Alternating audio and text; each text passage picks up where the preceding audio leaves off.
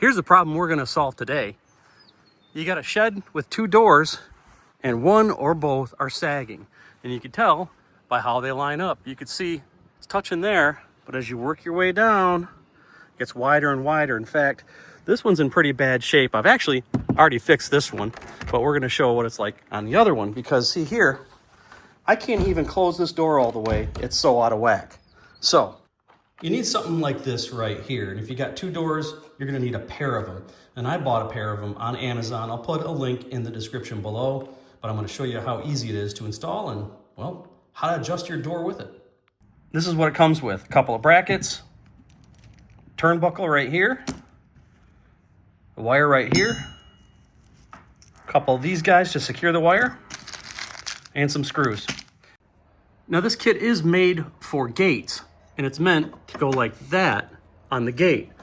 But if you try to close it, it's not gonna work because the bracket's gonna get in the way right there. So what we're gonna have to do, at least in my case, is move the bracket to the inside right here. Okay, I drilled some pilot holes and ran the screws into it to secure the one bracket on the hinge side at the top and the other one on the other side at the bottom. And now we're gonna take this and we're gonna hook it right in there. I've got it extended out almost as far as it can go. It's just a couple of threads in on both sides. And one of these is a reverse thread. And I wanna say it's this one based on that mark right there that this end doesn't have. We're gonna leave that alone for a minute.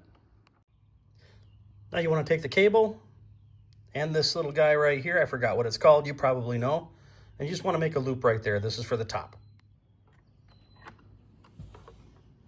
And then you wanna run it all the way down here and loop it right through the bottom bracket. And then just like the top, we're gonna secure it with this, and it's called a cable clamp, by the way, in case you didn't already figure that out for me. So now it's connected from here up to that turnbuckle. We're gonna start turning that, tightening the cable, and it's gonna adjust the door. So now we're gonna hand tighten this, and then once it's pretty snug, use your wrench.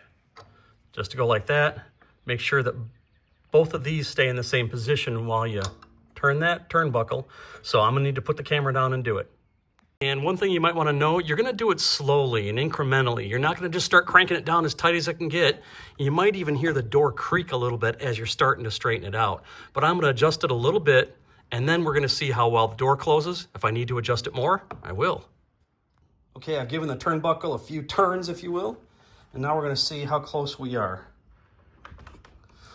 Well, I can tell that it's a little closer, but it's still hitting, so we're gonna snug it up a little bit more, just a couple of turns, and we're gonna try it again. Okay, let's now see how close it is, because it's hitting right there. It's just ever so close. I think just a couple more turns and we might have it. All right, this time I gotta think it did it. Let's see what happens here. Oh, there we go, perfect. And I can put that back in the hole to lock the door. So now all we're gonna do is we're gonna make sure that these are tight, make sure these screws are holding. I may need to run some bigger screws for this just because I'm using it in a different way than it was originally designed for. And then of course, we're gonna trim off the excess. And the doors fit a lot better. They're still pretty tight at the top. They're not quite aligned, but here's the important part is these doors are in pretty rough shape, right? And they weren't closing at all, but now I at least got them to close. So until I can have these rebuilt, this is gonna do. I hope this video helped you out. Let me know if you got any questions in the comments below.